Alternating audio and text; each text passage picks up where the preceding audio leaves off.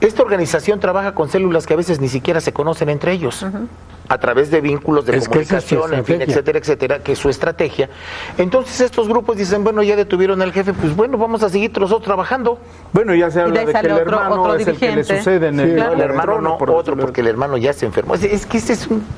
el hermano del Z42 es el que sucede, el Z40. Creo que lo cierto es que sí, se tiene que atacar justamente esos puntos en donde lo económico, el poder de los grupos del crimen organizado es el tema económico.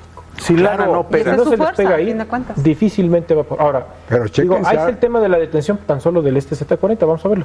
Supuestamente cuando lo atrapan, que fue asalto de mata, en la noche, en la madrugada, sin tiros, traía uno de sus gentes que traía un maletín con $2 millones.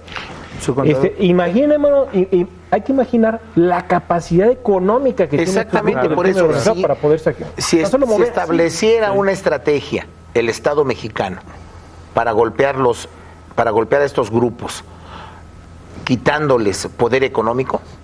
Bueno, ya empezó la ley de transparencia. Yo creo que hay un punto muy bueno, que el tema de la ley de lavado de dinero, que sí hay que estudiarla perfectamente, porque hoy, por ejemplo, un ciudadano común y corriente no va a poder adquirir un bien inmueble con dinero, de acuerdo, económicamente con un valor de 508,000 pesos.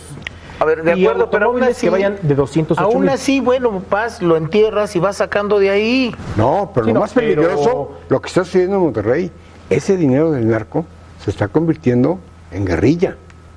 Sí. Cuidado con las FARC, por ejemplo, en Colombia. O sea, sí hay esa tendencia, donde se une el crimen organizado con su dinero con las guerrillas. Como ocurrió en Colombia. Como ocurrió en Colombia. Entonces, en Michoacán algo está pasando que hay que darle mayor atención. No es tan simple nada más como que es el Estado mexicano contra los grupos organizados todo el ejército y no pasaría nada si no llevan una inteligencia militar, inteligencia política. Y en los últimos días hemos visto la gravedad con la que está inmerso el Estado de Michoacán. Digo, no ha habido día, en los últimos que hemos estado precediendo, en donde no haya habido enfrentamientos entre la Policía Federal y en elementos del crimen organizado. Pero no es de ahora, ¿eh? Y es una veintena de muertos, tanto por ambos bandos, una veintena de policías federales que han caído con esos enfrentamientos y del otro lado igual. Entonces, ¿contra qué está combatiendo el Estado mexicano? Y volvemos a lo mismo, mientras los partidos políticos, las fuerzas político-electorales no se pongan de acuerdo, ni siquiera ese tipo de problemas tan graves se van a poder resolver en este país. Yo creo que lo que deberían hacer es no meterse en todo el tipo de problemas los partidos y dedicarse a lo que es lo suyo. Pero si no generan las estructuras, si el país no genera una buena economía, si el país sigue con un déficit o con un crecimiento muy pobre del Producto Interno Bruto, si la educación sigue sin crecer, pues este país se convierte en caldo de cultivo para situaciones de inestabilidad social, de inseguridad, todo generado por la falta de oportunidades y por la pobreza. Si la cobija no alcanza, como dice Roberto, pues hay que ser una cobija más grande. Y la única forma de ser una cobija mucho más grande para que alcance para todos son las reformas estructurales. De la encuesta nacional de ocupación y empleo, que salió hace unos días, y justamente fue por eso el anuncio de la regularización en el tema del empleo informal.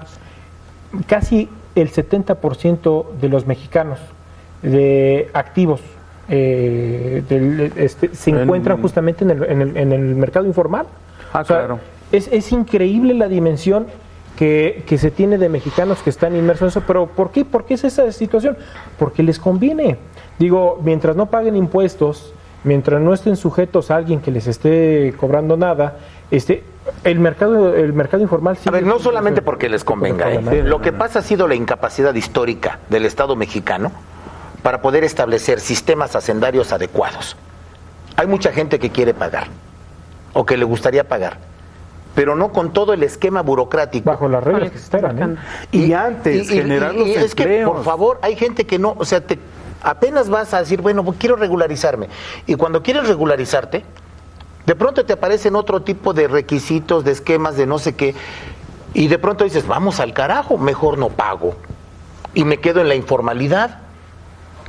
O sea, el problema no solamente es que unos cuantos sean los que contribuyan. Porque son los que están obligados o que no tienen alternativa, y que los esquemas de las empresas medianas, incluso algunos sectores de las pequeñas empresas, de las medianas y de las grandes, no tienen alternativa, tienen que pagar impuestos.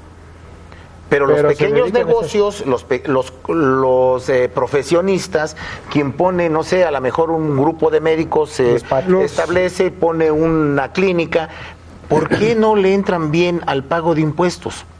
Porque no hay un esquema hacendario adecuado que estimule la participación o la responsabilidad ciudadana de contribuir con sus impuestos, pero de manera ágil. Pero yo creo que aquí es de los dos lados, por haber, hay empresas que se profesionalizan. Las leyes hacendarias en este país desalientan la contribución de impuestos. No, pero a ver, hay otra parte. También hay empresas y hay gentes que se profesionalizan en buscar cómo le hago para pagar menos impuestos, y le buscan. A ver, pero eso sucede en los países hasta más desarrollados. Eso existe, y además hay cosas para deducción de impuestos que son legales y que los establece la misma ley. Lo único que hay que saber cómo hacerle. No. Lo que realmente pierde es ampliar el universo. Ampliar el universo y que paguen más los que ganan más. Exactamente, como ocurre en nuestro país. Las grandes empresas no pagan lo que tendrían que pagar en otras condiciones. Esos beneficios legales son los que les permiten evadir, eludir o pagar lo que consideren que tengan que pagar. Hace un rato decías tú, Carlos, de que se generen mejores empleos. Primero, ¿no? Y mejor pagados. Si no tengo empleo, porque, bueno, a fin de cuentas, no tengo empleo, me voy a la informalidad. La señora que vende tamales o que vende chalupas, de ahí está haciendo para sacar a sus hijos adelante, pero también para pagarles una educación, que el gobierno también en eso se meta, para que no ellos terminen también vendiendo chalupas o vendiendo tamales y que eso se vaya creciendo. O sea, no, pueden vender chalupas y tamales, pero con un sistema adecuado de comercialización que les permita crecer. Y pagar algo. O sea, que se vaya normalizando y se vaya regularizando. Lo ideal es que México fuera un país caro, no pobre. Que todos paguemos diferentes. En la medida de lo que se percibe, de lo que se recibe durante el año. Los grandes consorcios que contribuyan lo que deben contribuir. Te tocó la despedida, Carlos. Bueno, pues ya me voy. Gracias. Muchísimas gracias. Muchas gracias, Carlos, Luis. Muchas gracias, Mari Carmen. Roberto, muchas gracias. Alberto, muchas gracias. Muchas gracias, Carlos. Gracias por bienvenidos. Sí, nos da mucho gusto. Muchas gracias. Fue muy agradable participar con ustedes. Muchas gracias. Y a usted que nos hizo favor de vernos un sábado más, muchísimas gracias. Recuerde el próximo sábado en punto de las 8 de la noche y nuestra repetición el día jueves a las 10 de la noche. Que tenga excelente fin de semana.